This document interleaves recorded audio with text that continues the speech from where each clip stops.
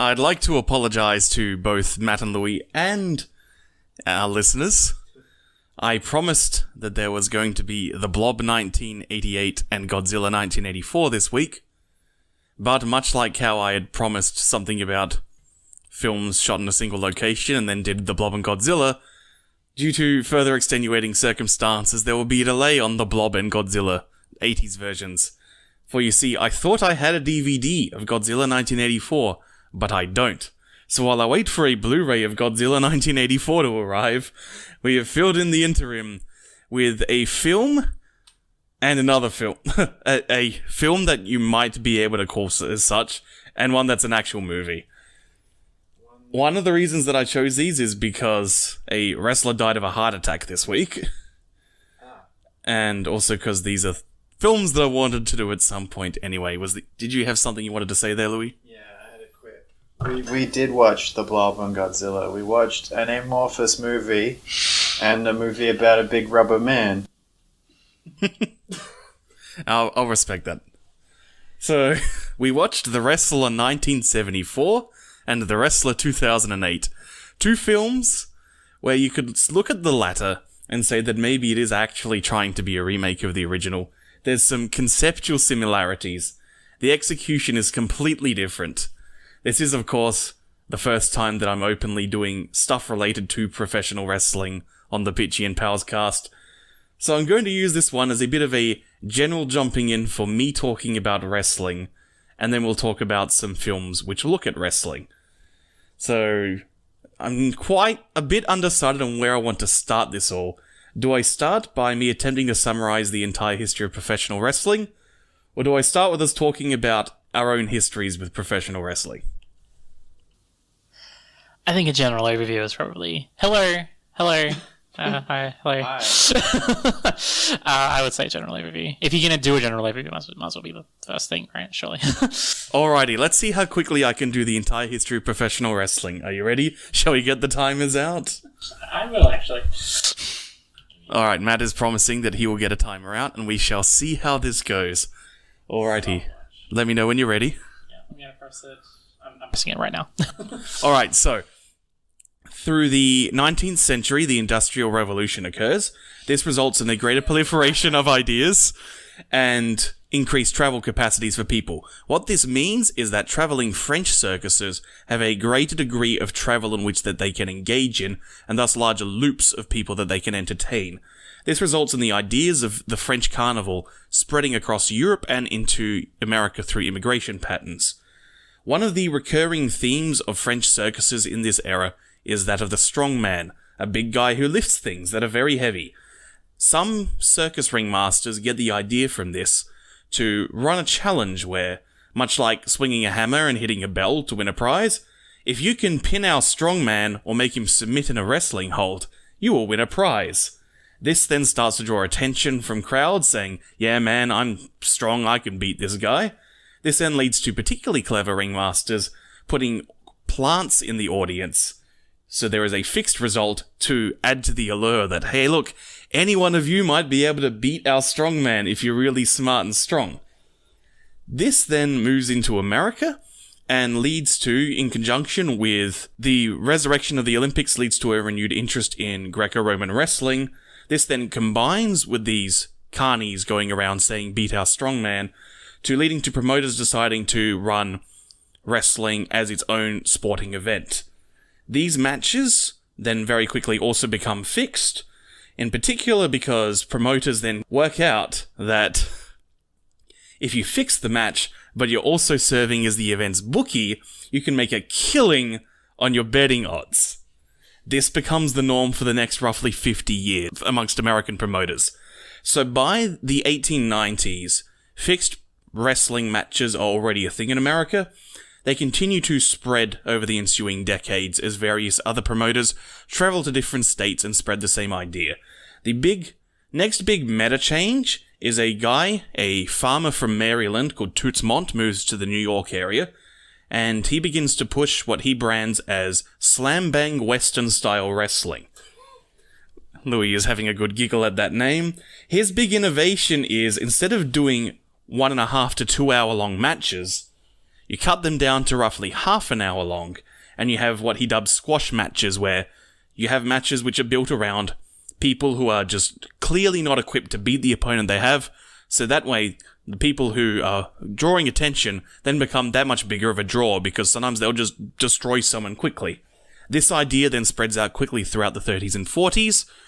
Around this time, a women's league also starts to pop up. The main star of that period is Mildred Burke, who was a pretty cool girl. She had an actual sporting background. She was a good athlete. She was openly bisexual.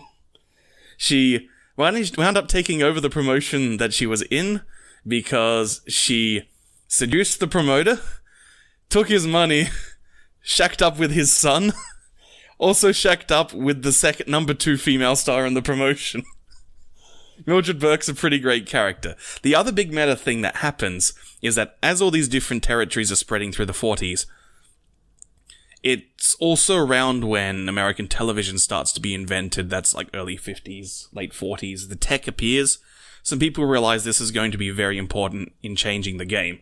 So a guy called Sam Muchnick, one of the few genuine good guys in the history of professional wrestling, finds a way to contact pretty much every promoter in each state, gathers them all together and says, let's form a cartel.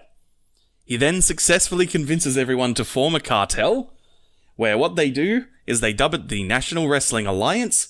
They all vote on who is going to be the world champion, with the idea being that this champion will travel around through every state, and all the smaller promotions will have their guy, who will then have competitive matches with the champion, string people along in the hopes that maybe their guy will beat the champion, make lots of money along the way. The champion will get 13% of every gate that he's at.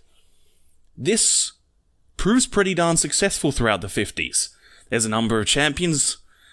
In particular, there's a flamboyant fop called Buddy Rogers who draws quite well. And he is important because as the 50s comes to a close, he draws better in certain territories over others. In particular, the New York and Washington DC area, which was being run by Toots Mondt, but he's cooperated with a boxing promoter called Vincent James McMahon. Together they have formed a coalition that runs that area. Buddy Rogers draws better there than the next champion who's voted in, a amateur background man called Lou Thez. This causes a big split since the New York area is highly populous and thus a big money draw area.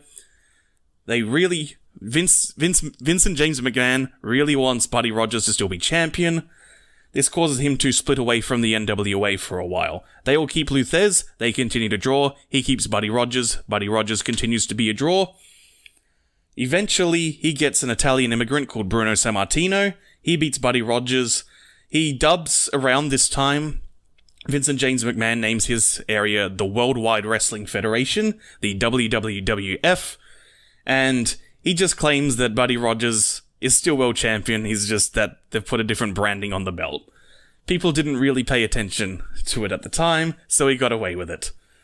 From there, he continues to do his own thing. Bruno Sammartino basically holds the championship for about 8 years in a row. In fact, when he loses it to an evil Russian called Ivan Koloff, he loses to Ivan Koloff. The finish to that match is quite famous because both Bruno and Ivan thought that they'd ruptured their eardrums during the match.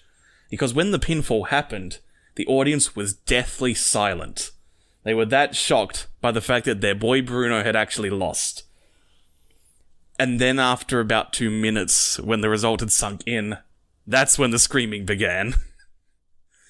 So, they're doing that thing. The NWA is going along quite well through the 60s and through the 70s.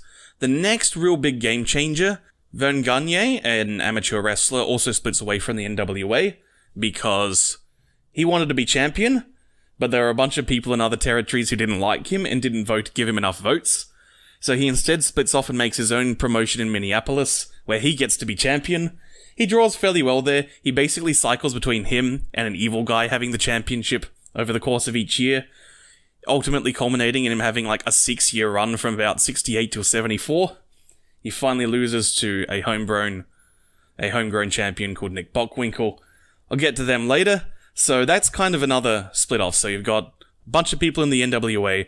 You've got Vince McMahon Sr. by himself in New York. You got Verne Gagne in Minneapolis. Then the next big game changer that really happens is Vincent Kennedy McMahon, the son of Vincent James McMahon, approaches his father with an offer to buy himself out, saying, hey, I think I can run this company better than you can, in particular because there is this thing called cable television that's been invented, and I think it's going to lead to one company having national coverage, and I want that to be me. Meanwhile, elsewhere around the world, the 70s is dominated in Australia by a man called Jimmy Barnett, an American who moved to Australia, basically brought over a bunch of his boys who were the actual stars of the show and had all the Australians lose to them. It drew lots of money, but then some regulation came in and he decided to just run away rather than dealing with it. This basically killed pro wrestling as a big draw in Australia for decades, and has led to even promotions in America that are in financial strife. Whenever they do Australian tours, they usually get a really big draw, because a bunch of Aussies like pro wrestling and they don't get enough of it. Meanwhile, in Japan, they got struck big in the 50s by having a man called Rikidozan kick his opponent, a judo expert. I've forgotten his first name, but his surname is Kimura. He is the Kimura in the Kimura lock, a submission hold.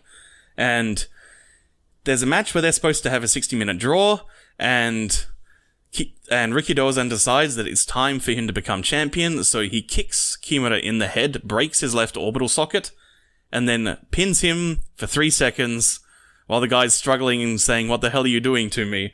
And becomes a national hero. Basically rides high for the next decade. It only really ends because he gets stabbed to death by a thug trying to steal his wallet. This then puts Japan in a bit of strife as to what to do with its pro wrestling for about a decade, as his two main successors weren't quite ready. Eventually, they proved to both be a draw.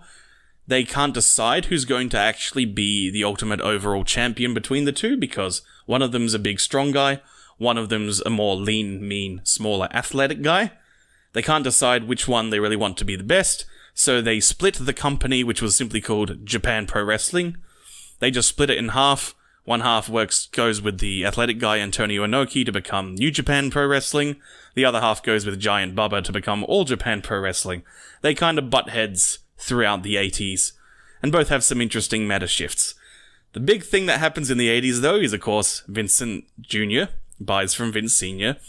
He gets a cable deal, and he borrows a big bunch of money, and he goes around to as many territories as he can find in North America and Canada, and says, hey, I've got a lot of money. How about I just buy your company from you? And if they say no, they say yes, then cool. He buys the company from them, does lots of really wonky handshake deals so he doesn't have to give them anywhere near as much money or the jobs that he promised them. But they've already given away most of their assets, so they can no longer compete at that point. The ones who say no go away. He then approaches all their most important talent individually and says, hey, I will give you a bunch of money. Come work for me. And if they say okay, cool. He's just taken away all the things that made that territory money, and so they fold anyway, and he gets to have the last laugh. In particular, he raids Verne Gagne's group, and recruits from them a man called Randy Savage, a interview man called Gene Okerlund, a manager called Bobby the Brain Heenan, and some guy with bleached blonde hair, who's a bit vain, very muscular, called Hulk Hogan.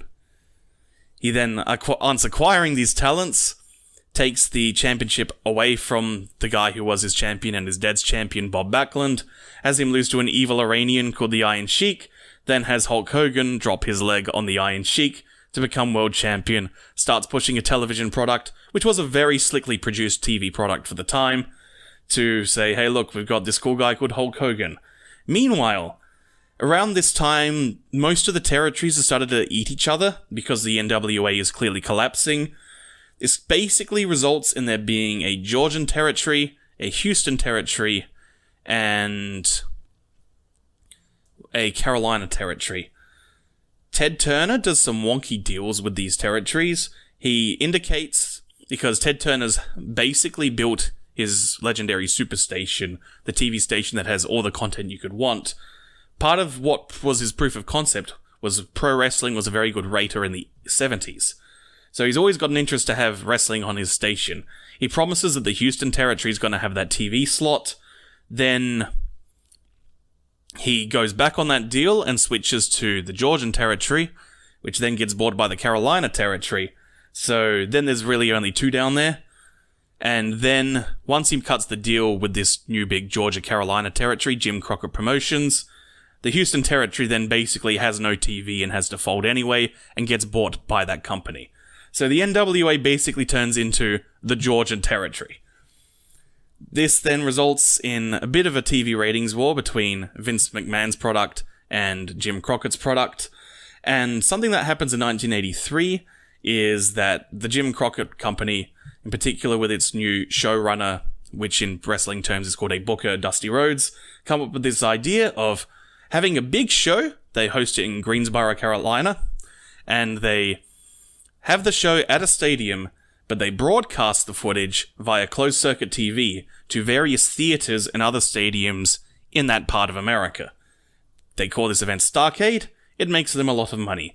Vince McMahon sees this and goes, "I'll do it, but even better." He books Madison Square Garden for 1984.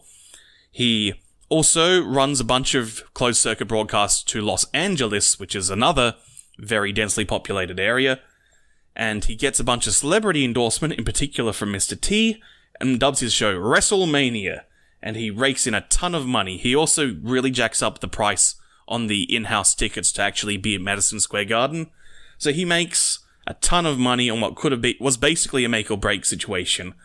This then leads to the rest of the 80s being that Jim Crockett kinda limps on for a couple of years. They have some fun TV. Then Dusty Rhodes does some of the worst storytelling I've ever seen. They wind up going completely broke and selling to Ted Turner. Ted Turner, all of his executives hate wrestling and think the TV they're making is terrible, but Ted Turner's in charge of his own company, and he likes wrestling, and he kind of feels indebted to it since it helped him get off the ground in the first place. So he lets it continue to limp along even though their show is bad. Hulkamania runs wild from about 84 to about 91.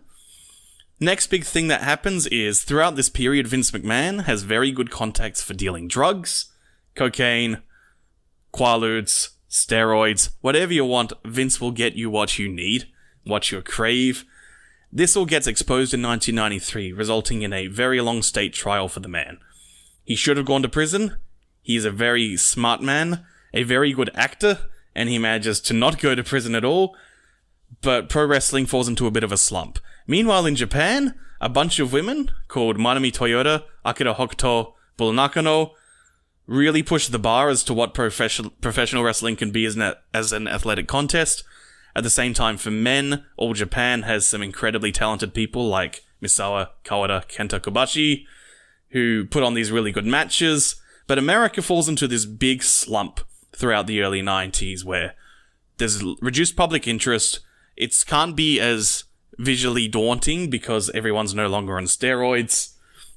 It just falls into this slump, and it only really recovers because in 1993 and then 1994, the Ted Turner Company gets a new runner. They have a revolving door of incompetent leadership for years. Eventually, a guy called Eric Bischoff takes the ascendancy there, convinces Ted Turner to start spending lots of money, stealing Vince McMahon's talent the same way Vince had stolen everyone else's talent. He steals Hulk Hogan, Randy Savage, a bunch of other people who don't matter, Gene Okerlund, and then also eventually convinces Ted Turner in 1995 to run a show that competes in the same time slot as Vince's TV does. This leads to what is known as the Monday Night Wars, a period where WCW, as it's now known, Ted Turner's company, has some really fun storylines. They have this big storyline where it looks like the WWF is actually invading them. Turns out they're not, but then Hulk Hogan turns evil. This is all very fun. They're importing Japanese and Mexican talent. That's all fun and dandy. Then they do the exact same storyline for the next 3 years to the point where it becomes boring. At the same time, Vince McMahon stumbles into three particularly useful things. He has an angry Texan who used to work for WCW called Steve Austin, who reinvents himself as a very angry man who doesn't trust anyone. People think, since this is the 90s, that's edgy and cool. The next thing that happens is he hires a man called Dwayne Johnson, who throughout 1998 becomes better and better and better at talking to the point that he's one of the most charismatic and entertaining people, and is currently the highest paid actor in Hollywood.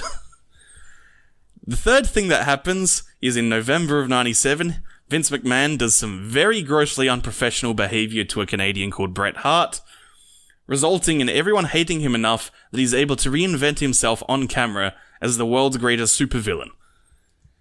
When you have the world's greatest supervillain and a very, very angry blue-collar worker called Steve Austin beating you up and humiliating you every week, you will get, like, a 5.8 rating on the Nielsen's every single week for the next 3 years.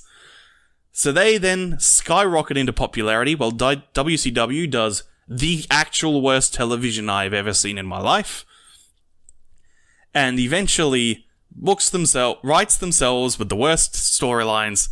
They waste money on things like Kiss concerts in the year 2000 and somehow think this will get ratings and people coming to their shows. And then, finally, Ted Turner has a merger with AOL. Then the AOL Ted Turner company merges with Time Warner in what is now seen in history as one of the worst mergers of all time. But at the time, what it results in is Ted Turner has no power over his station anymore. A guy called Jamie Kellner is brought in, doesn't like wrestling in the first place, sees that it's just lost $100 million across the year 2000, and has ratings that are in a free fall. Incidentally, those ratings at their worst are better than what WWE gets today. And he gets the show axed entirely. At the same time, an employee of Vince McMahon has become an executive for Turner Broadcasting and brokers a deal with the WWF to sell off this wrestling division, which was worth probably at least $150 million just in tape library value. He sells it for $3 million. So Vince and Kennedy McMahon purchase his biggest competition for a laughably small sum. He also buys some other ones. In particular, throughout the 90s, there was a very violent promotion run by a crazy man called Paul Heyman called ECW, Extreme Championship Wrestling. They go bust at the exact same time, meaning that Vince McMahon's best competition, as well as the heart and soul of independent spirit, has all been bought by him at the same time. This leads to what should have been a golden period of interesting, exciting television. They managed to burn through it in 3 months in 2001, causing basically a 10-year slump where everyone who's outside the WWE is broke and has no exposure. Everyone in WWE has no ways to compete or really push themselves because you're completely subservient to a boss who is a madman. That's most of the history of pro wrestling to this day. I forgot about Mexico. I am very sorry I forgot about Mexico. I'll get to Mexico another time when we talk about El Santo exploitation films. So then, you guys got anything to say before I jump to the next talking point? Not really. 21 minutes was the timer. I don't have a lot of history with wrestling, so I'll have to leave a lot of this wrestling talk up to you guys. From memory, your wrestling history is, I showed you some Lucha Grande episodes and a couple of New Japan matches that I happened to be watching. Did you have any, cultural osmosis since we're all of people who were in some sort of school during the Steve Austin era? So, did you have any experiences where there are people you knew who were talking about, the Steve Austin guy or The Rock or such things? Oh, yeah, in primary school, I had enough osmosis where we would wrestle. We would do wrestling moves on each other in the playground. Yeah, probably not particular. Getting, what was it? Was one called the DDT or something? Yes, that's a move where you're trying to knock yourself down, but drive your opponent's head into the ground. Yeah, you've got them in a headlock and you fall backwards. Yeah, I remember getting that done to me and me doing that to other people. Yep, fun time. Year 3 or something, I don't know. It was early. No, I didn't hear or know anything about wrestling until it was by myself. I didn't know anyone at school that talked about wrestling, primary school or high school. I think I started watching wrestling. I think it was the Raw after. I think it was Backlash. The Backlash that Goldberg beat The Rock. Pretty sure it was Backlash because didn't The Rock beat Stone Cold at WrestleMania? And then he said, "Oh, I'm the brilliant, I'm the best," and then Goldberg just came in and speared him. Yeah, that's 2003 right there. Yeah, so that's when I started. I didn't watch SmackDown. I didn't know what SmackDown was. It wasn't on my television screen, so I just watched Raw for a little while, and that was when I started watching wrestling. And from there, I used to watch. I eventually got more and more into it until probably maybe 10. It's actually been a long time now. Like I think probably like 10 years ago, I really started losing complete interest into it. Where now I do not watch much wrestling outside of the odd pay-per-view event. Yeah. So yeah, that's a pretty normal point to be dropping off around that 2007, 2008. Because that's when the WWE really hits this incredible creative slump. Where that 07, like really the death of Chris Benoit, I forgot to mention that as well. A man due to brain damage and a culture of drug abuse inherent in pro wrestling, especially the WWE, results in a man murdering his family, then killing himself, which really did cause a massive upheaval in how the WWE treats its employees. They are a lot better as far as drug health at the very least. But yeah, that period from after that through to, I feel like around 2013, 2014, is this 5-year period that's just so boring. Because it's not only the era of John Cena wins, it's also the era of Triple H wins. Just everything is about people losing to Triple H when the story has absolutely no reason for them to do so. And really the only shining light in this is that CM Punk John Cena feud in 2011. Where CM Punk just comes out and says, basically, this company is bad and it tells bad stories.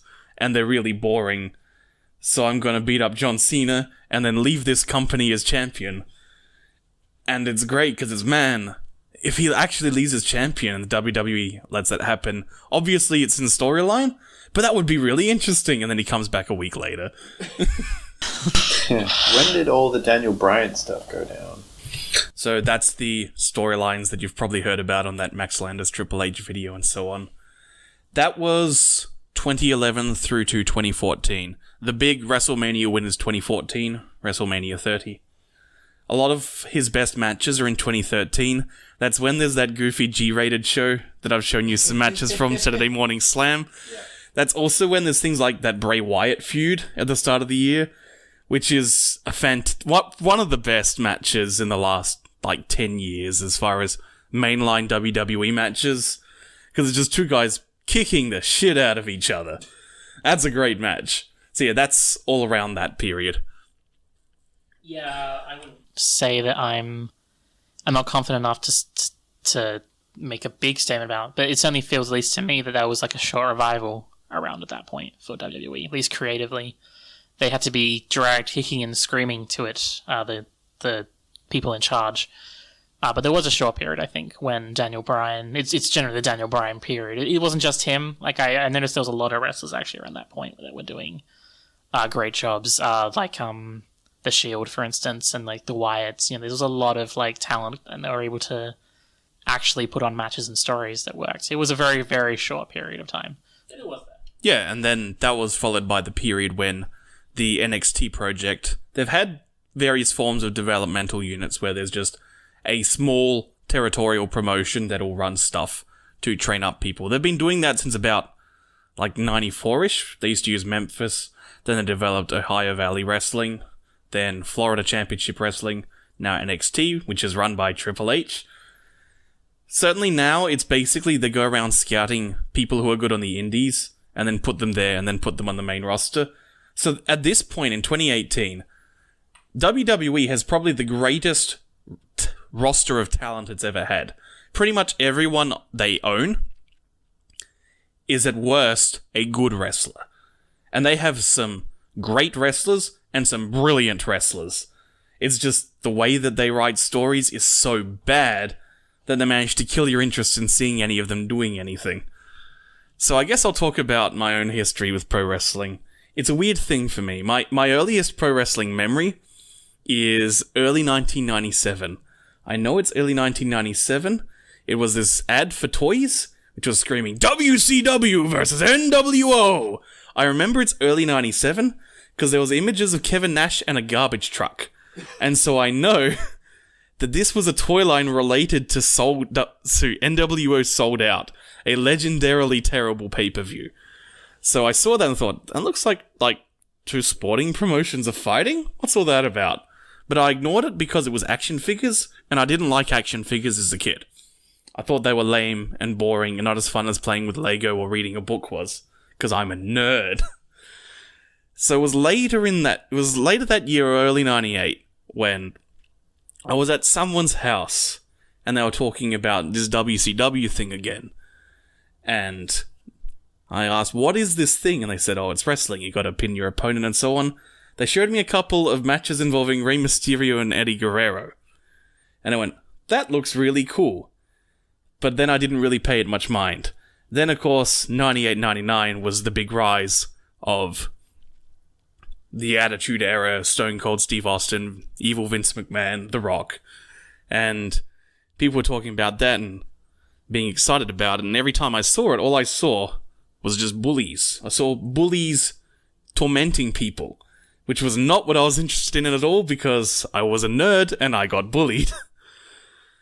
But then, the next thing that happened was the turn of the century and the internet. WCW died, and Mick Foley's book came out.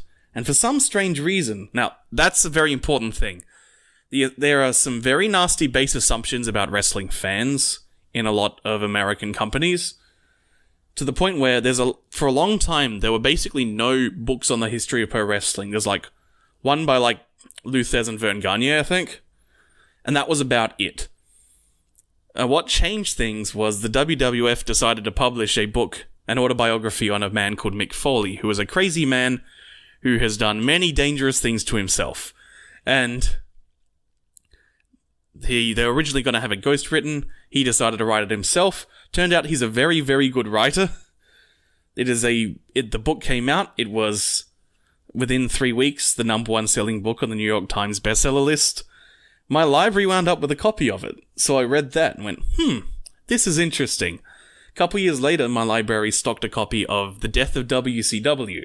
And since this was a name I remembered from my childhood, that was when I really, really learned about wrestling, because it's a book that details every stupid, fascinatingly poor decision this company made. Then around that time, there was a guy in my class who was a very big wrestling fan. We didn't have pay television at home, so I couldn't watch any wrestling anyway, even if I'd wanted to.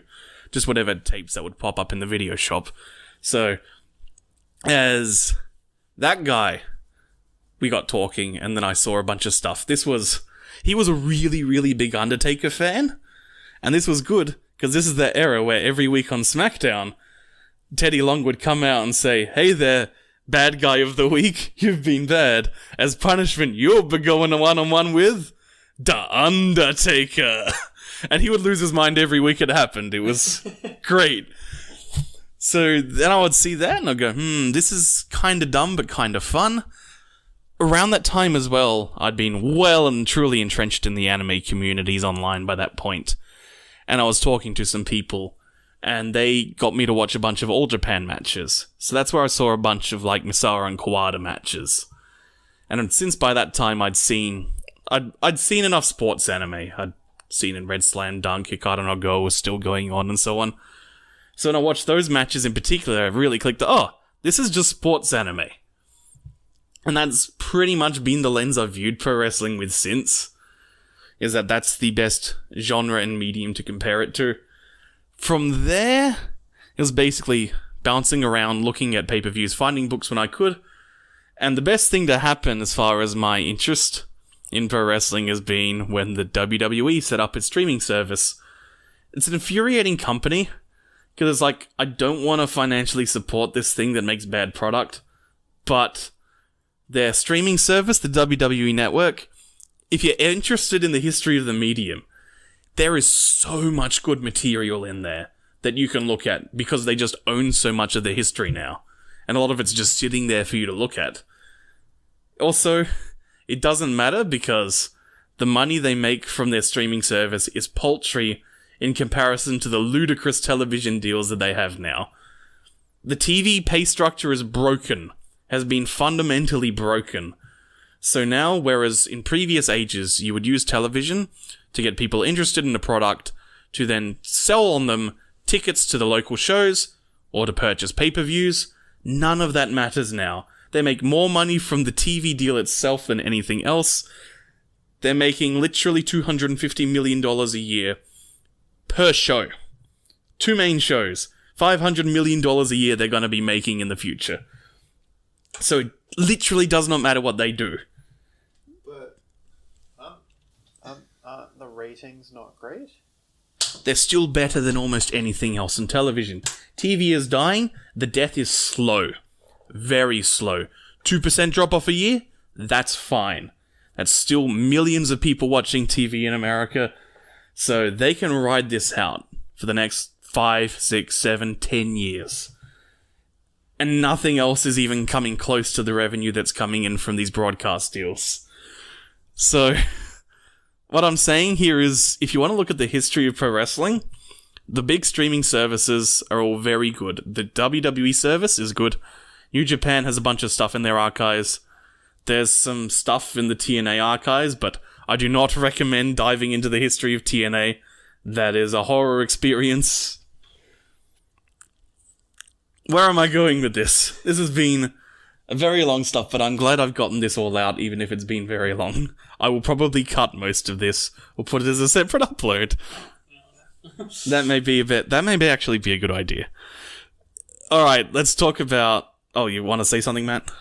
Yeah, where we could go with this is just like both the end of your explanation of history and where we're at now with wrestling. I think a decent connection to what movie we're going to talk about next is wrestling is very different now than it was in 1974, which is where our first movie is. Yeah, that'll do as a good intro. So the first film we watched is a film from 1974 called The Wrestler. Now, this was produced by a man called Verne Gagne. I mentioned him earlier. He was that guy who didn't get to be NWA champion, so he made his own company, where he got to be champion. This was at the tail end of that 6-year-long title reign that he had, from 68 through to 75, I think. So he decided to commission a film, which is all about a fictional character called Mike Muller, who is played by Verne Gagne, and has a backstory identical to Verne Gagne's. And so it's basically a self-insert fanfiction, and a declaration of intent that he may be getting a bit old, but it's okay for him to still be champion. You can still love him when he wins all the time in his own company. But first problem with this film is there's a lot of problems with this film. It is a fascinating look at the culture and the time.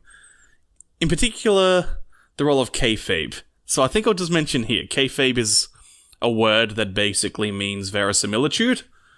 So what that means is things are fake, but there's sufficient abstraction in what's going on that you're willing to accept that it's being the thing it's pretending to be. So say, if you see a shopkeeper in a role-playing game, and there's just a person sitting in front of a desk who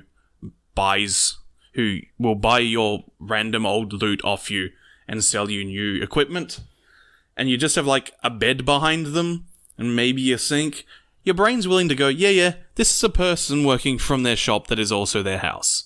Your brain will accept that. That's essentially what kayfabe is about.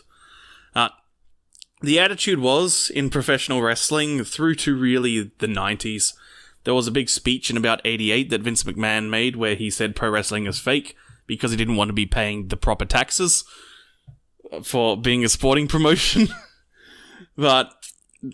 And certainly a lot of people in the 90s experimented with doing storylines where they openly say pro wrestling is fake, and it sucks for the same reason that breaking the fourth wall in most films suck.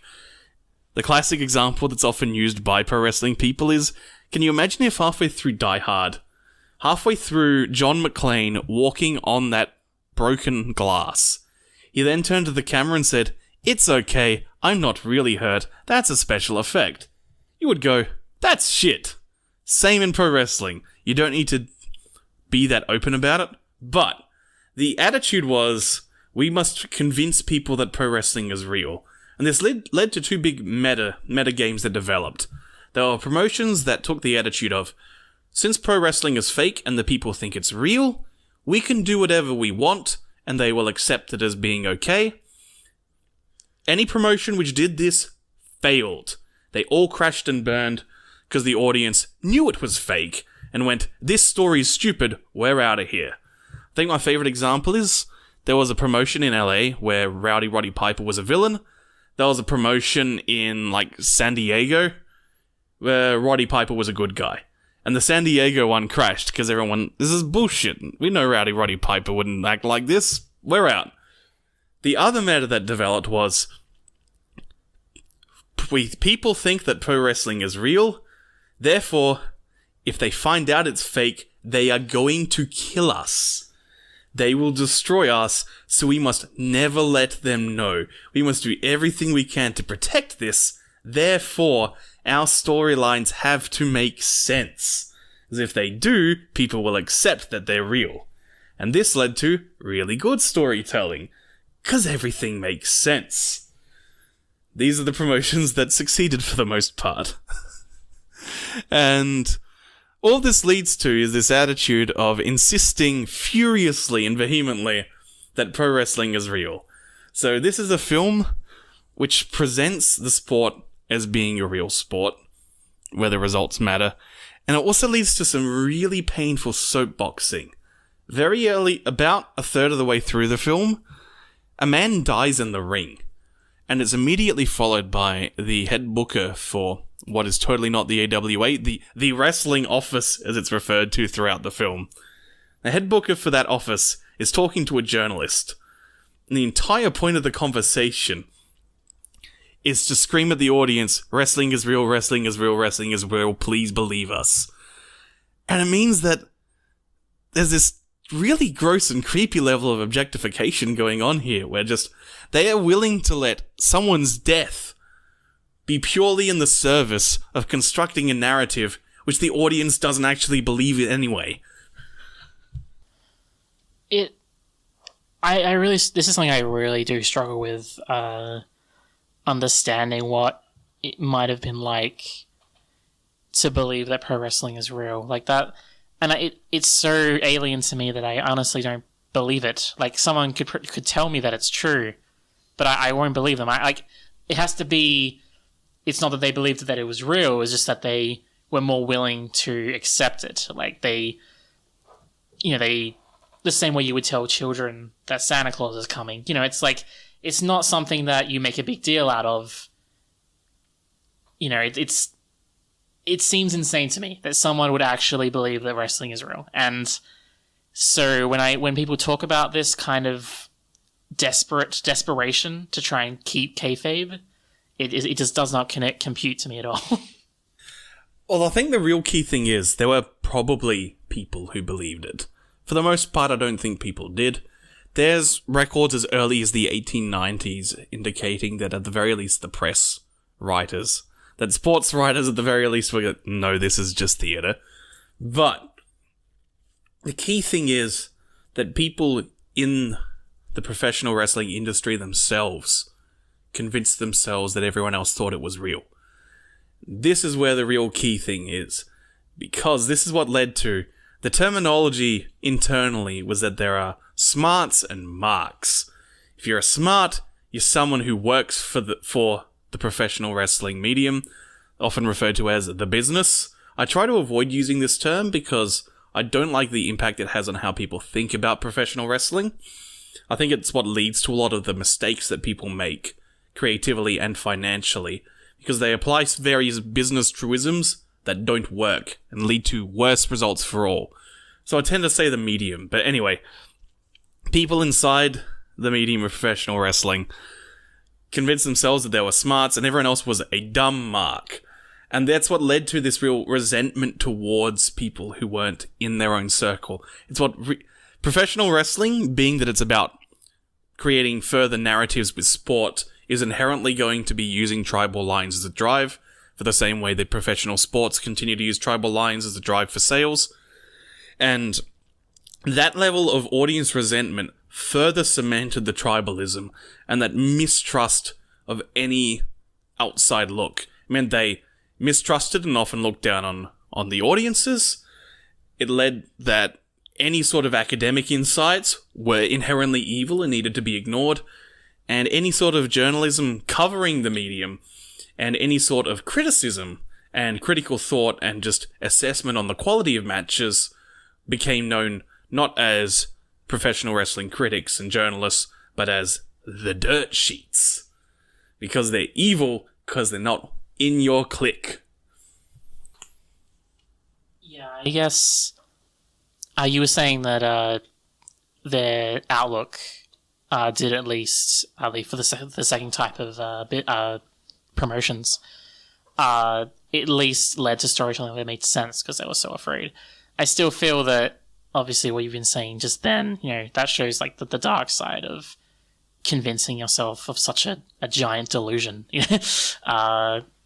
And I think it'd be better to apply basic storytelling knowledge and critiques rather than convincing yourself that everyone is a complete dummy that can't understand that what you're putting on is theatre. Instead, you want to make a story that makes sense because that's how good storytelling works, rather than yes, I don't want to die.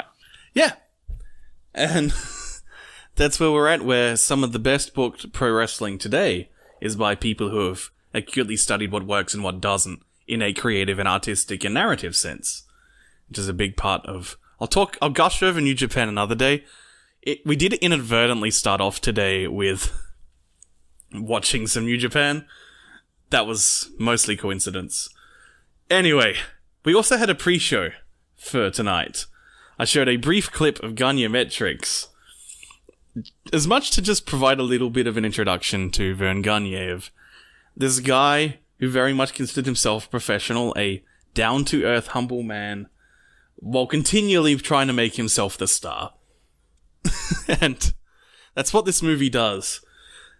Sometimes, because we complained in The Blob how there were scenes that seemed to go nowhere. Almost every scene in The Wrestler goes nowhere. The sheer volume of plot threads that get ignored. A man dies in the ring. That goes nowhere. It's just for a little bit of ideological soapboxing. There's frequent talk about there being this Super Bowl of pro wrestling, that all the promotions in America will come together and have these big fights to determine the true world champion. That goes nowhere. There's various mention about random other matches and feuds between like Dick the Bruiser and the Crusher versus the at the time heel Dusty Rhodes and Dick Murdoch. That goes nowhere. One of the few subplots that does go somewhere is an interesting one to mention, which is that the promoter is being hustled by some mafia types who want a big match to be fixed so they can make some money off it, and he refuses to get in the way of the sporting integrity, which again is about maintaining that narrative of it's real, guys, look at how real it is, look at how much integrity we have in our sportsmanship. But there's so many scenes in between those which go nowhere. At best, you will get Verne Gagne is a cool guy, but he's getting old. Sure hope he can still compete. That's the most you will get out of most of these scenes. And they're just repeating the same point over and over again without showing Verne Gagne. It's just a promoter and his sexy secretary that he's sexually attracted to. And sometimes the Bruiser and the Crusher. At one point they beat up some Japanese people in a bar. It goes nowhere. This film goes for an hour and 40 minutes, and you could comprise it into a single episode of a sports anime. Yeah, I think Louis said it. I think it was you, Louis, that said it was a bit. You had the fan fiction kind of, and the self-insert kind of illusions. I think that was a really good way to talk about this film and to look at it. I mean, it was confusing for me because I don't know enough about any of this stuff, and it was just sort of like things are happening and none of it makes sense and nothing's going anywhere. There's this very home video vibe to it. Yeah. Where people understand... It's a weird thing to say for a film that has shot, reverse shot, and various use of angles and a bunch of interesting cuts. But it feels like it's people who studied something about cinematography, but never anything about the actual structure of movie making. They also don't understand the actual logistical realities of how you make a movie look and sound. So, rather than what you'll need to do, and we've seen this before even in things like Mr. Smith Goes to Washington, where there's scenes in a train station, rather than shooting in a train station, which is frickin' noisy, they instead shoot in a studio with rear screen projection to simulate a train station, and while yes, in 2018 you can go, yeah, that's a special effect, while you're still watching, you're still mostly going, these are people in a train station. That verisimilitude in action once again. But here, it's like, there's a scene with people in an airport. They shoot it on location in an airport, and the miking is so bad because they're not using enough freaking boom mics that all you can hear is airplanes. And this is a scene with important plot-relevant whispering in ears. And it's just scene after scene. Red Letter Media like to make the quip of shooting the radio, where you try and write a script which has local events involved so you can just shoot there for busy crowd shots. This is that next step up. They're like, it's always going to be a film about wrestling, so there's going to be shots of wrestling. But every other shot is a location shot, and they just needed a soundstage. Or just some houses where there's some soundproofing. Please. Yeah, the amateur vibe is really strong with this film. To me, it really felt a lot like this. The experience of watching this film was like getting an old grandpa who really loved some kind of hobby, or in this case, it's wrestling, some kind of sport or something like that. And they just kind of talk to you for like hours and hours and hours. I'm sorry I did this to you, everyone. No, I'm thinking more like a grandpa or like someone like that. Like, and you have to stay there with that person. Like, you have to listen to them as they talk. And especially because like going off into like a little soapbox as well, and like it'll be like a long soapbox on. In this case, it's about like how real wrestling is. The name dropping really accentuates this. Every scene has a name drop. Yeah, and the way they'll talk about a wrestler for like a while, it's like, this is what they're really good at, and then they'll have like, there's like a really long scene where they're just explaining kind of how wrestling works. Like, it has nothing to do with the story or the characters at all. Yeah, it's almost an advertisement for Verne Gagne's wrestling school, where you can learn about wrestling. But even there, scene after scene, there are multiple scenes in this film which is someone has a Super 8 projector and will just play footage of some other wrestler who's not relevant to the plot at all, and they'll just talk about that wrestler. And even at Verne Gagne's school, there's a slideshow where he just lists off the names of famous wrestlers, including Jim Ross's favourite, Danny Hodge. It's just such a hard movie to focus on or to get anything out. This was probably the hardest movie I think we had to keep up with what was going on, not because it was a complex plot or anything like that, just because it's just hard to focus on. There's just nothing going on. There's no... most stories, usually there's a sense of intrigue or some kind of hook, like a reason to want to keep watching. An inciting action, as it were. Yeah, something like that. There's nothing like that here. When it's like the plots with the secretary and the promoter, or I guess with what's his name again? Verne Gagne. Verne Gagne. Verne Gagne, is he good enough to keep on going? That's like the best you can do, like in this movie. Like, that's the only time where it feels like there's some kind of a story continuing on, and that's not even that great either. It doesn't even culminate in something satisfying like becoming the best champion of all the champions. Yeah. It ends with an exhibition match with an Englishman who he's a friend with, and just a flying shot of the dropkick hitting the Englishman. Which is the perfect way for the film to end, really. This feels like a bunch of meaningless nothing, and then it hits you with the most meaningless nothing still shot to end a film. I talked about, like, my analogy of, like, grandpappy talking to you, but I feel like especially that ending and the way the story went, I do, like, the fanfic vibes are so strong. Not just, like, in, like, the self-insert and the amateur vibe of it, but, like, how it ends in such a, like, a ramshackle kind of way reminds me of how a lot of fanfictions just don't get finished, or if they do, they just sort of, like, meander for a while and they just end in a completely different spot. They're not cohesive stories because they're an amateur person writing a story from day to day. Yes, like that day-to-day serial facet is so important to fan fiction, where you will get tons of redundant chapters just because the writer's trying to remember what they were doing in their story, and it's just, hey, let's get some content up so people know the fic's not dead. So many of these scenes are totally in that style unintentionally, because it's just roll the cameras, have some people talk about the plot of the movie. We told them in a meeting beforehand what the plot is, so go nuts. I think the most telling way to understand this film is you go to the Wikipedia page. There are a couple of paragraphs explaining the film concept, a couple of paragraphs outlining what can laughably called the plot. The rest of the article, and in terms of physical space, the vast majority of the article, is just listing every professional wrestler who is in the film somewhere. Yeah, this was terrible. Don't watch it. Is it worse than Ben-Hur? No, because Ben-Hur was 3 hours long, and this was not. And we got to talk in this movie. We talked about things. It was a better experience than Ben-Hur.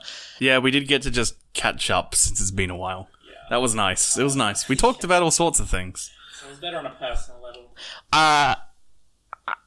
I guess Ben-Hur is a better movie, technically. I mean, Ben-Hur is a better made film. It's just like, just because it's so much fucking longer, which is the problem.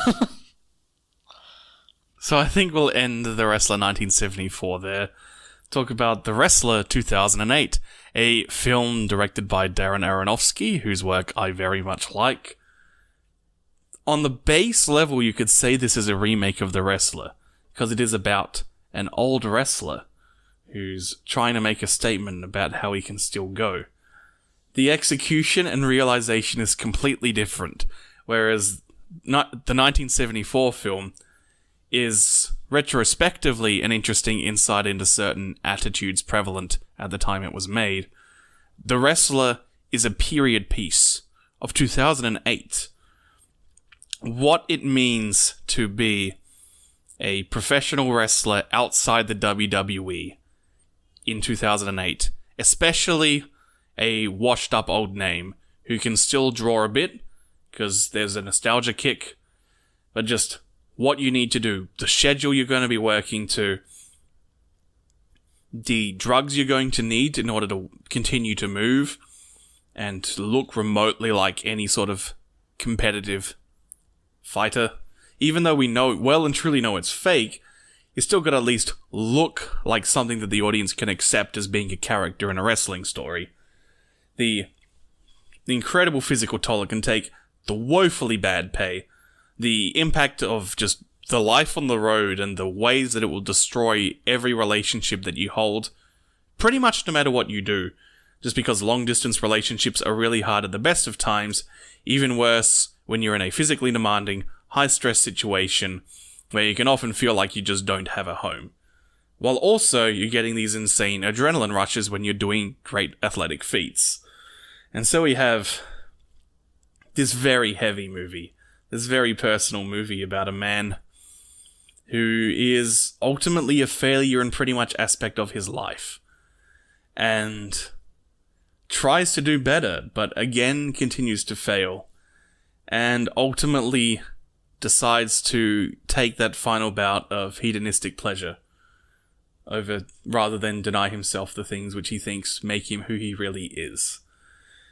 there's some interesting questions about, like, is that the right way to go about your life? And, I mean, philosophers have been arguing for a good couple of centuries about that one. It's a heavy film, and I certainly recommend it. Yeah, it's not exactly what I was expecting. I'm not really sure what I was expecting, but what felt like for a very long time a very joyless movie, I ended up like quite enjoying this.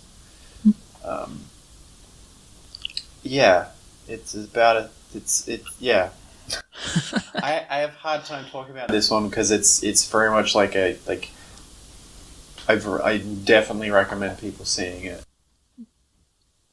Yeah, I think I might be the odd one out here. Just not in that I think it's a very well made film, and I think I'm not an odd one out in that I'm not going to recommend it. I would say I personally didn't really. This is that thing where I'm just kind of a scrub in that because there was no one really to root for. I didn't really particularly care for Mickey Rourke's character. I cared a lot for Mickey Rourke's acting. I thought he did a fantastic job in this film, and there's a lot of praise to go around. I love everything about this film in the way it was executed and made, and I think it's a really good story. It's just that You don't like it. yeah, I just it was just like, I mean, I know. See. Oh yeah.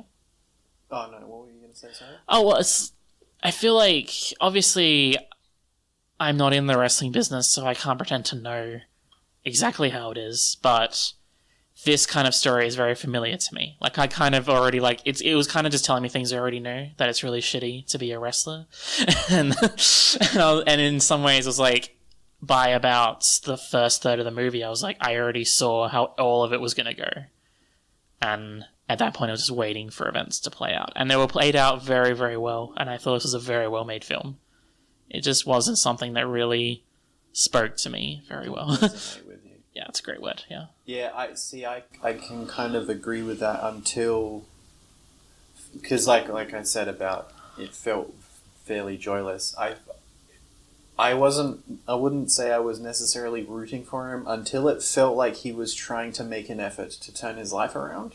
And then that point was when I was invested in him as a character, where I was like, okay, this is a guy down on his luck, but he's actually now trying to make an effort, you know. He's you know, doing right by his health. He's trying to get the job. He's trying to, like, build relationships with his daughter. But you know what? Life, when things are bad, and your life has been, like, habitually this way, it's very hard to change. And so, like, I can see how it's like... Yeah, I'm not sure where I'm going with that. But yeah, I don't know. I think, like, that's a good point to just rest on. Yeah. Yep. I think... Oh, sorry. I think it's very important that they didn't show too much of what his life was like beforehand. For a few different reasons, but with this particular point, this is one... There's actually another show that has a character that I'm really interested in.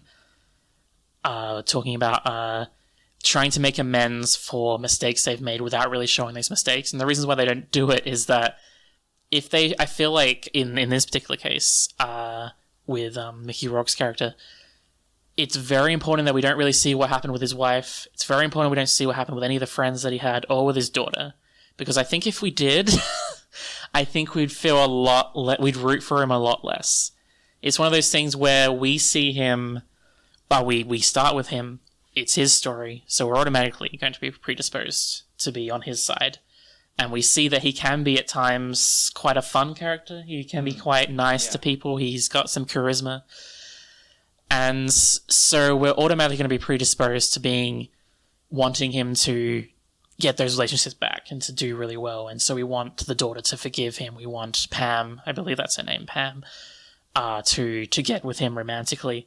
When, honestly, when I felt myself going back and looking back at it, I don't think he deserves it. I think he's kind of an asshole. I think he's, you can say that there's always a systematic reason for anyone being however they are, good or bad or anything in between. But honestly, in some ways, this was a guy who was an asshole in life, and then he died. So that was my problem with him, yeah, I guess. Yeah, and certainly that's an important part of why the film ends where it does, is that it doesn't end with seeing whether he's survived his final match or not, or any sort of resolutions, which there could have been from that point. For all we know, he does this final match, gets his final payday, then actually goes back to fixing things up. But we're left to wonder that, and we can become a final discussion of how you feel about people and how far you're willing to forgive people, and ultimately, like, we are left with this man at a point where he has willingly destroyed all the bridges that he just spent the film rebuilding. And it's an interesting point to leave on. The other thing I like about this film is the perspective it has an outsider's perspective on professional wrestling, but a lot of its scripting is very much, which is interesting in itself since the scripting is written by not a wrestling guy. It's written by an ex-Onion writer from memory. But the way people talk and behave is very real for how people talk and behave on the indies, and it's interesting to have an outsider's perspective on on how you would portray pro wrestling. And it leads to particular to the way that things like the matches are shot is all cut in a way that makes sense for film and conveys all the important emotional beats of the matches that are occurring, but just at that different pace and at different angles to how they'd normally be shot even in the big budget professional wrestling organizations. It's particularly interesting because there's some shaky ham and some extreme close-ups and some rapid cuts. And these are all things that Kevin Dunn, the director of photography at the WWE, has been messing around with the last couple of years. And in the context of watching actual pro wrestling matches, it's awful. It's visually distracting, often motion sickness inducing, and really detracts from the work that's happening in the match. Whereas here, where there's other facets to the dialogue and narrative and visual themes at play, it works a lot better. So that's an interesting little takeaway, I think, to take from how this film looks. You're looking like you want to say something, Matt. Yeah, well, there's just so much to say about, I think, the cinematography. But if we're going to talk about that particular part, I think with this, with that, I think it's a little bit like how if you were shooting an action film, you would often want to have your camera to be a little bit far back, and you want to have as few cuts as possible. Usually, I mean, this is a generalization, but usually when we say an action film is good, it's when we get to see the action. And I think in wrestling, it's the same deal. Like, it's a bit like watching a sport, any sport really. You don't want to be cutting away from it, and you want to be able to see the action properly. But with this movie, it's less about watching the match and more about the effect that it has. So I think like the sound effects as well is really important. It's not about the spectacle of wrestling, it's about the wrestler. Yeah. It's about being that person. Yeah. And certainly one of the best ways the camera captures that sense of being the wrestler is that a very large amount of this film is these extended shots from directly behind Mickey Rourke and at one point behind Pam, just walking through things, often with that sense of a wrestler striding in to make their entrance out of the curtain into theatre. Also, early on, it's used to establish that he has this view on himself in everything he does in his life. When he's walking into the supermarket to just pick up some extra work for a bit of money, he has the same demeanour, and of course leads to that wonderful moment where when he's actually trying to rejig his life and rethink the way he's doing things, where it does the same procedure, complete with that background looming audio of an anticipatory crowd, as he goes out to perform by working the deli at the supermarket. And that wonderful little moment in the Foley where there's that thumping percussion going on as he's striding through the back of the building, and that building crowd, and as he finally steps through to the deli, it all cuts off. It's possibly the greatest moment in the film, in what does have a lot of good moments. The other thing that's interesting, and I'm still trying to work out my feelings on it, is it adopts the same camera posture for Pam one time. And it's when she's leaving her workplace. There's like, does this mean that she is asserting her own identity and her own behavior by deciding to leave the workplace? Is it that she's getting pulled into Mickey Rourke's orbit and thus adopting some of his characteristics? Or is it that when you do this, it's like the product of forcing yourself into a form of performance where you are, in fact, denying who you are? And that since this is the single strongest point where she's intentionally pulling herself into someone else's orbit rather than her own, if this is a case of her denying who she is. Because she spends a lot of it saying, like, yeah, I am like I am a stripper and so on, but like this is the way that I paid so I can be who I really am, which is a mother to my kid. Yeah, it's probably I did notice well, first I noticed how they did the camera work with him, and I really loved the way that it kept things focused on him. And personally, as well as what you were saying before, with how it is like how he walks through life, and how it's a little bit like walking down a ramp. I also kind of felt that it showed us how lonely it kind of added to that lonely factor, where like his life is very enclosed. With Pam, though, and the daughter. Sorry, I should have mentioned. I also think that it also did with the daughter a little bit in terms of like I think in just in a general sense, whoever was the main character of the scene, the camera usually hugged them pretty close. If Pam was the main character in the scene, it would hug her. And there's only one or two scenes with the daughter when she's kind of the main character. It hugs her pretty close too. And I think it kind of just, while the stuff you were talking about is much more interesting, for me I just had a general sense of like, it's just the kind of movie that it is, that it's a very personal kind of movie that only has a very few amount of characters. So when it has whoever is the main character, it encloses upon them. Yeah. Got any other points on your list? Oh, with that? I really love the fact that it has... I talked a little bit before about the way... Oh, shit. The fact that it doesn't like to tell too much of what he did with his daughter or his mother or any of his friends that he might have had. But in a general, I really like how the movie doesn't have much need for exposition really at all. It doesn't need to tell us exactly what he did wrong or anything really in terms of specific actions. Like, it's able to tell the story of this kind of washed up, broken down guy in a very short period of time in a very natural kind of way.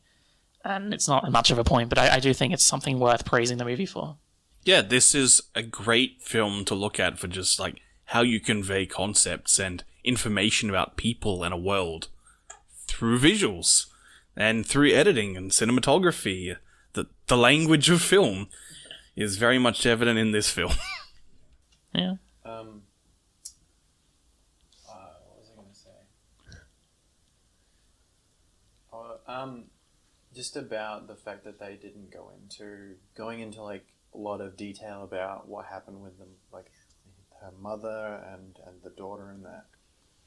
Because I feel one thing I like about it is the fact that a lot of that sort of stuff, we can't really get into the nitty-gritty without being the people involved, because there is so much psychology and just like relationship stuff where it's like... It'll result in the audience making judgments based on their own biases that will radically paint their perception of them and perhaps view them more negatively than they need to be or should be. That whole thing about we judge others on their actions and ourselves on our intent, when it's like, that's not like when we see a character do a particular thing, it's that thing that happens every time you watch like a romantic like series, and it's like, why don't you guys just tell each other you like each other, when it's like, it's not that simple when you're actually in the moment as a person dealing with other people. And it's like, if we had seen he didn't show up for his daughter's birthday, it's like, just show up.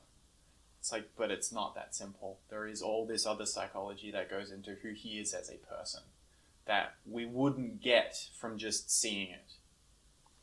And we don't need to see it. And I guess that's just my little tangent for the day. That was excellent content. Like, I'm very thankful that you brought up that angle. Yeah. Oh, thank you. You've earned your paycheck today. I deserved it. Here's my $200. Yeah, apparently I'm a bit of an asshole with him because I didn't like him much. Maybe that's my own internal biases. However that happens. Have I come off as being sympathetic towards him so far? I thought I've kept myself fairly neutral. Okay, yeah, but you're neutral. I mean, like, I did kind of say that he descends into an approach to hedonism at the end there, and hey, Hume, you're wrong, mate. I feel sorry for the guy. I'm sympathetic to his problems, I guess. Yeah. But, you know. Yeah, I think it's funny. I feel like the fact that there were scenes where he was quite charming almost made it worse when I think you were more disappointed in him otherwise after those scenes where he starts reconnecting with people, and then when he starts to, I think it's especially that scene with Pam that really gets me. Like, you talk about like knowing intent versus actions, but like I can't imagine what his intent really was there when he just started throwing money at her when she's like, I can't be in a relationship with you. He's lashing out. Yeah, That's really it. You're 40, 50 years old. Yeah. And you just, like, she turns you down romantically, so he's calling her a whore. That's what he's doing. When he starts throwing money at her. He's doing one of the nastiest things you could possibly do to a person. Yeah, he's doing basically the incel playbook there to a certain extent, that if you aren't interested in me, it's because you're a whore. And it's very difficult for me. Like, it's just one scene, and, like, you know, we see him do nice things as well. We see him do other bad things. Yeah, he's being angry and lashing out, but, like, the fact that that is the way he lashes out indicates that there are some very unhealthy attitudes towards women and how he views the world. And from then on, I did find it very tough to get back with him there. And that was like, you know how, you know when we talked about characters that are kind of just assholes in what's it called, in the thick of it, where we're just talking about, like, you know, maybe this person could be somewhat okay to interact with at their best, but we know deep down they're an asshole and you don't want to deal with this person. That's kind of how I felt about Mickey Rourke's character, where, like, he makes those like, he's trying, I guess, but he makes those attempts, and that's why you feel sorry for him when they don't work out with his daughter or with Pam. Yeah. But I feel like in those little moments you realize, actually, no, in the long term, I feel like this is who he really is. Oh, absolutely. And it's like,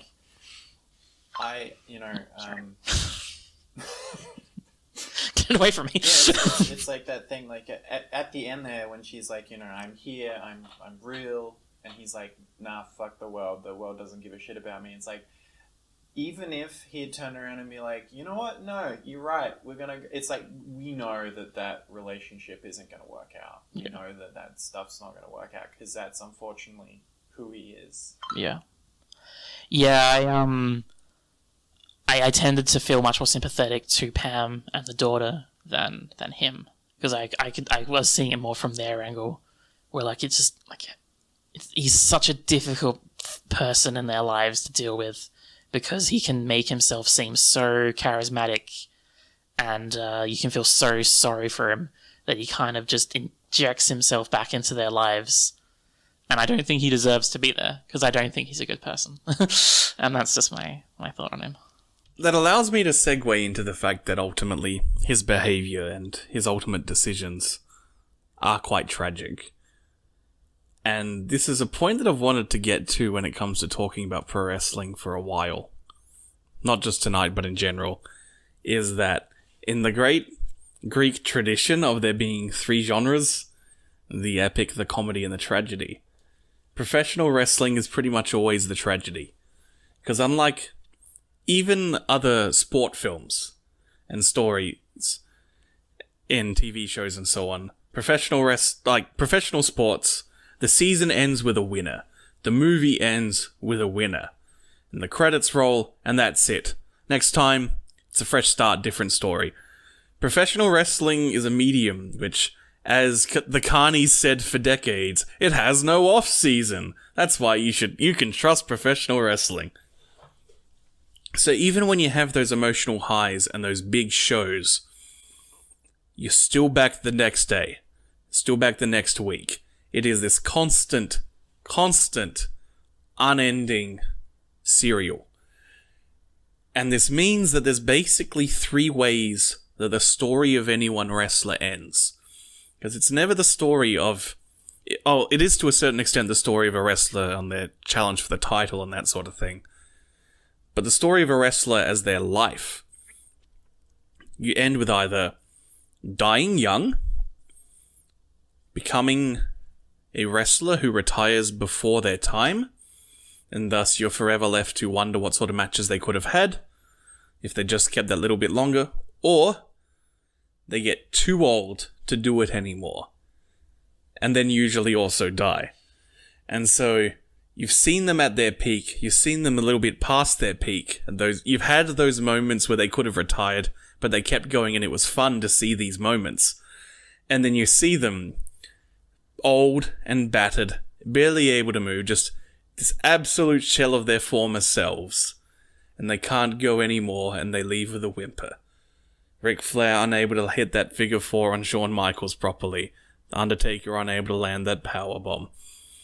Kazushi Sakuraba popping up in a Rising show and not even being able to get a single hold. These are the fates that await a professional wrestler in their storyline. And so no matter what, and certainly if you look at the biographies of wrestlers and a lot of the great stories of wrestling companies, every pro wrestling company dies, except for the one which hasn't, and has become so banal in its quest to be the only one that hasn't died, that its soul left its body in 2001. Professional wrestling is tragic, and it's in a way beautiful because the bright lights that shimmer in it shine so brightly because they're surrounded by this death and this misery and this constant failure. And The Wrestler as a film, in a way, manages to capture that by being the sort of story it is. Everyone here is chortling and losing here as I wax poetic about the nature of life as portrayed through professional wrestling. Life sucks, and then you die. The Vince McMahon story. Damn straight. Patterson, I've got an idea. It's like some sort of fucked up Norse mythology kind of thing where you can only go to Valhalla if you die in the ring or something like that. You can only ascend to Valhalla if there was enough support for you in the Wrestling Observer Hall of Fame card that year. Or if Vince McMahon likes you enough to put you in his bullshit Hall of Fame. Next to Drew Carey. Man, it's like, who the hell don't become a pro wrestler? But the adrenaline! Well, for me personally, as I said, I've dropped off a lot from wrestling. I don't watch it day to day, week to week anymore. And I struggle to see a future where I am, even if WWE turn things around creatively. It does feel like something that I've just kind of drifted away from. I don't want to say grown out of, because that's kind of condescending. Because I don't think it's an entertainment for young people or old people. I think it's for anyone who enjoys it. But it has something that I've become increasingly distant from as a person, almost. I feel like as a younger person, I think I enjoyed the fighting and the adrenaline, I think, as you say, and more, I don't know, I kind of want to see a different story. And there's no way wrestling only has one story, as you say. It's not even just tragedy, but also just in how the story is told through violence and through violence. And that's fun sometimes, but I feel like it's like there's all these different ways stories can be told, and wrestling can only tell them one way.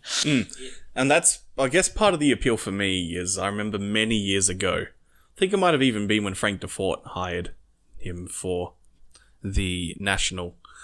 There was a time when Dave Meltzer described his coverage of professional wrestling. Dave Meltzer is the Roger Ebert of professional wrestling criticism.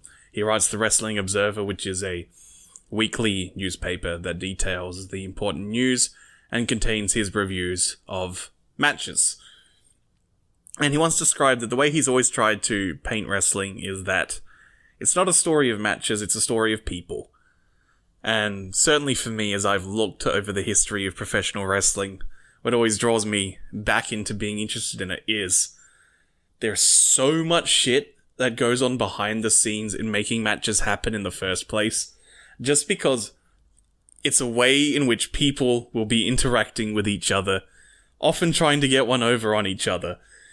And there is so much crazy stuff that can happen in this pressure cooker of wanting to do athletic greatness, trying to construct artistic expression, trying to also make money off this, also trying to convince people that your artistic vision is going to be the one that will make them money, leads to these amazing interactions and some of the craziest behavior I've ever seen or read about in humanity. And I think that's really what keeps me going as far as interest, is that those sorts of stories are eternal. Like, there's the real... Certainly people have made quips about actually, professional wrestling is like Game of Thrones. No, it's not the wrestling that is, it's the booking. It's the... Oh, sorry. Yeah. No, all I was going to say is it does feel like were they to innovate in some way and it not be about wrestling, I feel like live performances that are videoed and like played as a serial is has some potential that we haven't, seen. Like, I don't know, like filmed theater, like, is that a thing that they could do? And it's like you go each week, maybe you watch it on TV, maybe sometimes you go and see like the dramas play out on stage. And that's kind of what soap opera is, but yeah, that's really the crux. Certainly when I've shown you wrestling before, it's usually been at a big high. But that week-to-week professional wrestling serial experience, when it's good, can be this really gripping and engaging and just interesting experience to go through. I guess I'll throw out here, if you have a WWE Network subscription, there are a couple of ways that you could experience that without going through the actual lows. So the periods that I'll recommend is Mid-South Wrestling. Any of that you can find. You're going to get some terrible video quality and some bad cinematography. But for the entire duration of that show's life, that is a very fun show to watch. You got heroic good people, you got cackling villains, you've got music video montages showcasing people's athletic ability all the goddamn time. That's really fun. So Mid-South Wrestling, NWA World Championship Wrestling 1985 through to 87. I also recommend that. That's a very fun show where there's good guys, there's bad guys, and a lot of really skinny fat people just getting punched in the head and destroyed by the Midnight Express over and over again. If you're ever interested in the history of WWE, Monday Night Raw 2000, from about January 2000 through to watch WrestleMania X7 in 2001, then don't watch it ever again. That is the absolute zenith of the company, that period. And at the very least, Season 1 of Lucha Underground is a really fun show. You'll get interesting characters, wacky circumstances, there's some goofy sci-fi elements that are shamelessly silly, but if nothing else, Matt Cross's Son of Havoc character has a wonderful journey from misogynist biker arsehole to Trios champion that is well worth the ride. Any other comments about things here before we wrap things up? I guess I would just add to that, if you want something more modern, like you really want something that you feel like looks a little bit like what you would see if you watched wrestling now. I'm not exactly sure what the time frame is, but like around that Daniel Bryan period is probably the most exciting modern WWE and hence most generic kind of wrestling you'll find. So if there's any kind of way you can watch that you'd probably enjoy that. And so I think, it's an hour 30. I won't tell my goofy... Actually, I will tell them as quickly as I can. Thanks for listening. I haven't worked out what we're going to do next week. It might be wrestling related again. Maybe my Godzilla will arrive and we can finally resolve that. We'll find out when it comes. As a final thing for this week, after The Wrestler came out and started to get nominated for awards, Mickey Rourke was asked by WWE to pop up at WrestleMania that year and have a match with professional wrestler Chris Jericho, who's a very talented and very creative man. He's at times a rock singer. He's at times a comedian. He does lots of things. Creative guy. So the plan is have Mickey Rourke and Chris Jericho in a match since Rourke's learned some stuff. Mickey Rourke says, yeah, that'll be fun, let's do it. Unfortunately, some Hollywood types tell him, don't do wrestling when you've got an award nomination. The Academy will stiff you on it. They'll think you're being a carny and they won't reward you. So he decides to pull out. Chris Jericho's detailed this in his book. Dave Meltzer's also told this story on multiple shows. And once they had an interview show together where they talked about it together to collaborate all the details, what happens is Chris Jericho still wants to do the match. So he starts cutting promos, that is, doing interviews where he's really, really determined to have the match happens. And he starts doing these really vicious takedowns, these genuinely nasty insults towards Mickey Rourke. And there's furious callouts, just yelling and screaming that he's a coward and like, just get out here, let's settle this. So, Mickey Rourke, as the date is approaching to WrestleMania, he goes in for a meeting with WWE and Chris Jericho.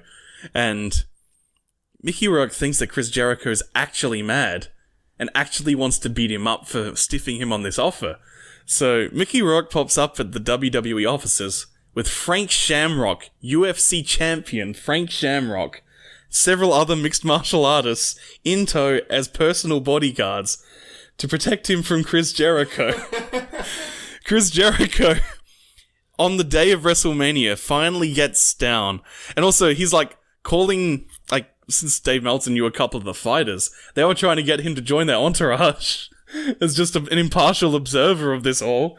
So, then Chris Jericho pops up, finally gets to meet Mickey Rourke face to face, explains that, mate, I was just trying to build interest so we could get the match to happen. Mickey went, wait, but that's not how it works in boxing tradition. This is pro wrestling tradition. We do what we can to get people to come to them fight. So it was all a make-believe? Yes. Why am I getting awarded for the acting award? Thank you for listening, everyone. Talk to you next week.